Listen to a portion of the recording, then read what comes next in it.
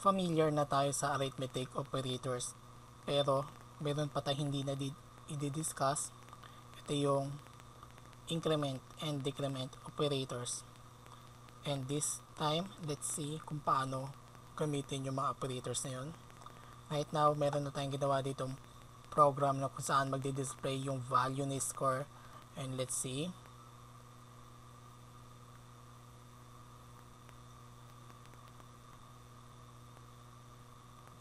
And it says score is 10.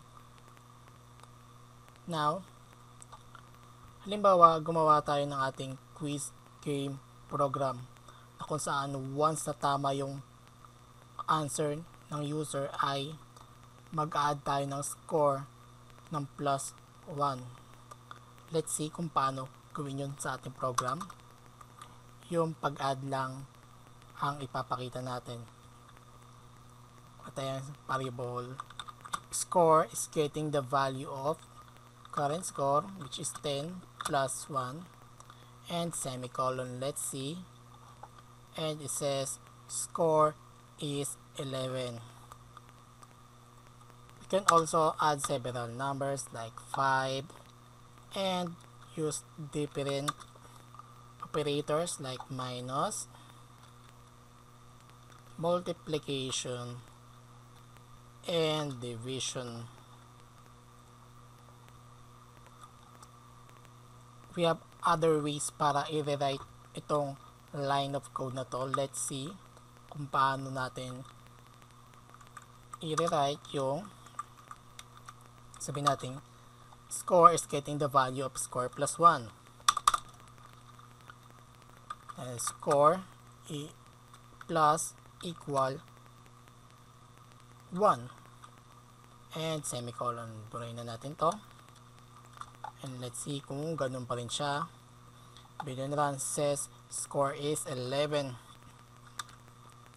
So, yan 5, and this says score is 15, and pwede din natin gamitin si minus, multiplication, and division.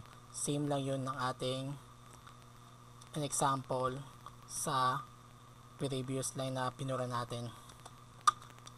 Ibig sabihin nito, plus score is getting the value of current score and add 5, and it looks good.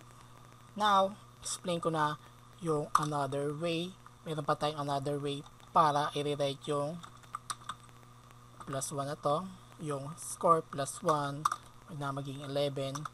Yung other way natin is score plus plus. Let's see, but by the way, delete natin to, and tignan natin yung output boolean run, and it says 11. We have same result kahit ano gamitin natin sa score plus equal 1 or score is getting the value of current score plus 1. Same lang itong tatlong to.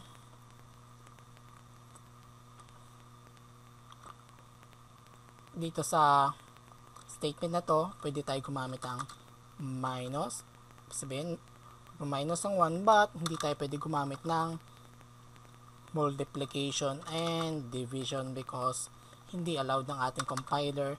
Itong tinatawag na to, ito na yung tinatawag nating increment operator and decrement operator. Itong may dalawang minus. And balik tayo sa ating plus plus, and I-explain ko yung difference ng tatlong to. Kung mag-increment or magde-decrement lang kayong isa, ito ang gagamitin natin. But kung gagamit tayo ng mag-increment tayo ng dalawa, which is hindi pwede sa line na to dahil ang line na to for incrementing ng isa lang or decrementing yung plus plus or minus minus. Wala tayong set format para makapag-add siya ng 2 or 3 sa ating current value na score. So kung ganun man ang gusto natin gawin, ito ang gagamitin natin, which is pwede siya mag-add ng 1, 2 or even 3, etc etc. And pwede tayo gumamit dito ng ating multiplication and division like this, kasi itong multiplication and division ay hindi natin magagamit sa increment and decrement operator na plus plus minus minus dahil wala tayong times times or divide divide, dalawang slash slash. And itong line na to hindi natin siya gagamitin because ito ay same lang ng line na to, walang difference sa dalawang ito. Ang difference lang ay the way kung paano isinulat, which is itong line na to ay mas mahaba yung ating codings. Kaya let's forget this and focus tayo dito kung ang problem natin ay para nga doon. And now alam na natin yon, mag-focus tayo dito sa increment and decrement. And let's see ulit yung ating output. Plus plus 11, sabi natin minus minus ay 9, yung times times hindi tayo pwede dito, mag-error to. And ganun din sa ating slash slash. And ito na yung ating increment, meron increment operators. Actually meron tayong pwede natin tong increment na mauna yung plus plus sa side na to. Let's see kung 11 pa din output nito, and it says 11. So ano yung difference ng plus plus score? Ito yung tinatawag na pre-increment, and yung score plus plus, which is ito,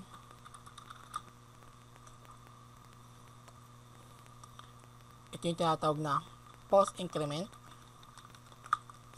Kaya ngayon papakita natin yung difference. Try natin itong line na to, ito ay ilalagay natin dito. By the way, sa loob ng printf pwede tayong gumawa ng any arithmetic operators. Let's say 5 plus 3, ang sasabihin lang naman nito ay 8. So pwede tayo gumamit ng arithmetic operators sa loob nito. And sabihin natin score plus plus, try muna natin yung plus plus score, and let's see yung output with and run. Ang sabi dito ay 11. Let's see kung score plus plus ano maging output. Ang sabi dito ay 10. So ano ang difference? Try natin balik sa pack plus plus score kung bakit magkaiba sila ng output. Ito mag-output ng 11 packet, sabihin line 6 score, print niya S, then blank space and character conversion. Punta siya dito, nakita niya, una niya makikita plus plus, sabihin mag-add agad siya ng 1 sa score, kaya naging 11 yung output natin. But if itong increment ay nasa post increment, sabihin ito character conversion, then nakita niya score, si score isisulat na agad niya as 10, hindi na agad mag-add. Yung mag-add na lang siya after our statement, sabihin mag-add siya ng 1 pagkatapos ng line na to. So let's see kung nakapag-add nga siya ng 1 after this line natin. Yung score is %d and score, variable score. Let's see kung naging 11 na nga siya after nito, dahil nga post increment, sabihin mag-increment siya after ng line na to. And let's see, sabi new score is 11, and tama nga ang ating hinala. Bali after nito naging 11 na siya, and 11 na yung value ni score dito after ng statement ay naging 11 na siya. So parehas lang din naman yun sa ating decrement na minus minus mauna dito, or dito mapupunta yung minus sa kanya left side. And let's show another example. Let's delete this line, create a new variable name int x is getting the value of nating score plus 5, and let's display the value of x. X is %d, and x, let's see yung output. And sabi dito, x is 15. Bakit 15? Sabihin nito, exit natin dyan, kung bakit naging 15.6. X is getting the value of score plus 5. Sabihin si score, post increment, mag-increment na pagkatapos ng statement. Kaya ano value ni score natin dito? Still 10 pa rin siya, then add 5. Kaya naging 15 to. And try natin yung pre-increment, and let's see kung ano yung maging output, and says x is 16. And let's see kung bakit nangyari. X is getting the value of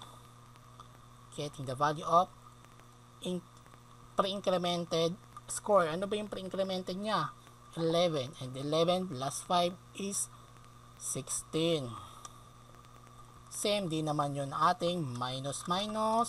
Kung gusto natin dito, mauna muna siya maging 9, then plus 5. And sabi dito 14. Try natin dito, and sabi dito x is 15 because hindi pa nag-increment or decrement. Pero dito pag dinisplay na natin ang score, %d, score is %d, backslash n, and score, and dito ang value na ni score is, ano maging value niya? Of course, it's 9. But by the way, bakit nag-iba ko rin ito? We know we have problem in this line, and says, try natin, score is 9. Nag-update siya after ng line na to.